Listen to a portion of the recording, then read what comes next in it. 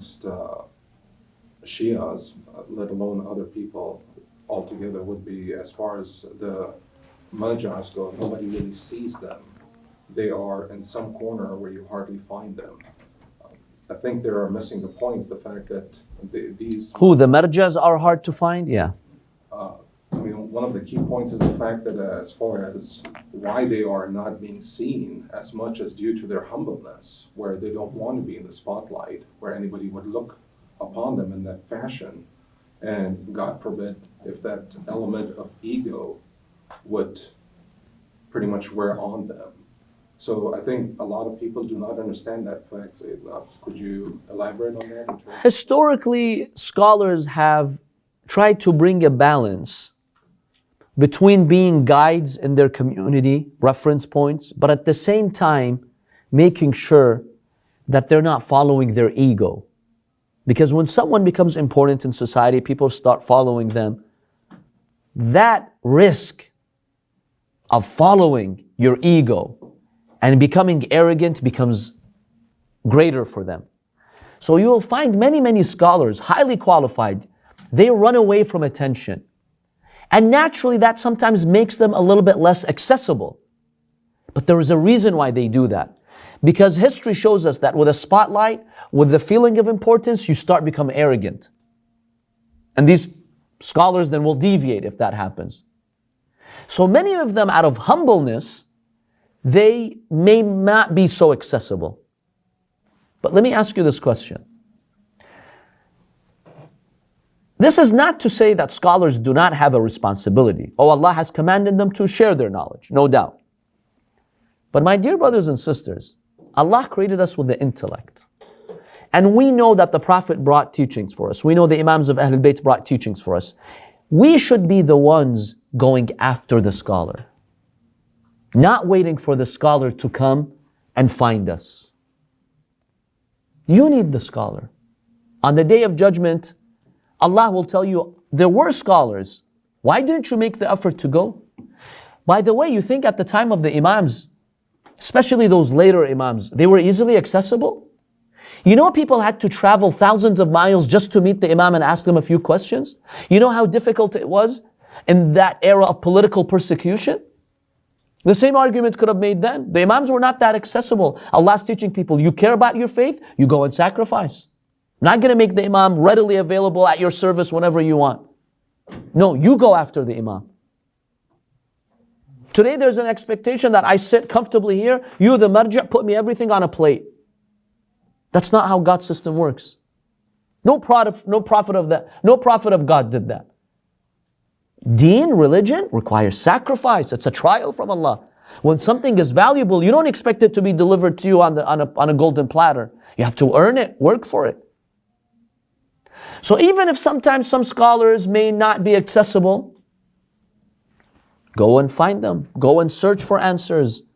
Go and seek their guidance and knowledge. You go out of your way to get the truth. Don't expect others to come and prepare everything for you. Even though, as I said, scholars do also have a responsibility. This doesn't mean that a scholar, you go and you lock yourself up in some room and say, hey, let the people figure it out. No, they do have a responsibility. But the responsibility of the people to go after the scholar is greater than the responsibility of the scholar going and trying to find people. Keep that in mind. And that's how it was at the time of the Imam, alayhi salam. Yes. And just to elaborate even further on that, some people then raise the question that, well, if he's so hard to find, then how would he be aware of all the affairs in the world in terms of the challenges that societies are facing?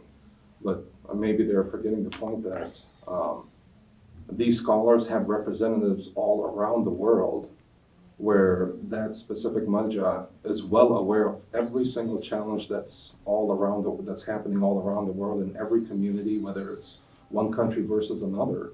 And then on top of that, that's how you would know that our Imam is also directly involved in our affairs, because he has representatives all around the world.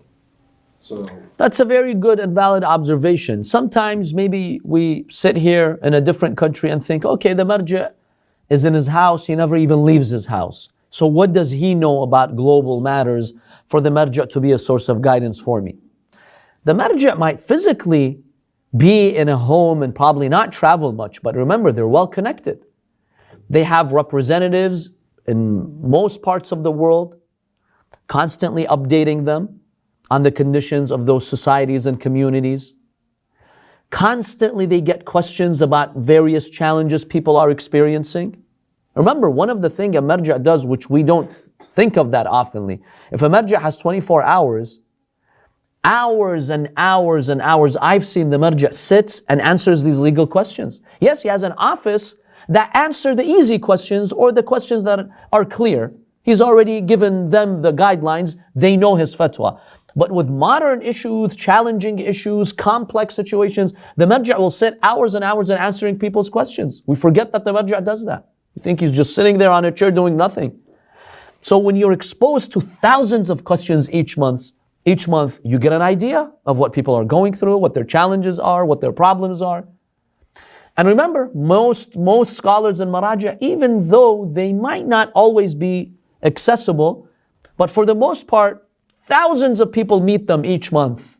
I've seen group after group of people, visitors, zuwar, they come, they sit with the marji', they ask questions, he hears from them, he asks them. I've seen this with multiple maraji', many scholars. So they're well connected with the people too. Yeah, does this mean they're infallible, they know everything on earth? No, of course not. In the end, they're human beings. They're doing their best to be sources of guidance. But don't have the impression that they are completely isolated and they have no clue what's going on. No, they keep up. They keep up with the news, with political matters, with the challenges that are facing their followers. They spend hours and hours just keeping up with all of that. Yeah, they may not come and show it and show off about it and go on the media and tell you what they're doing every day. They try to keep away from that spotlight and the media attention to keep their humbleness and just to keep away the attention of some of their enemies, of course. But in the end, they're very busy addressing all of these challenges.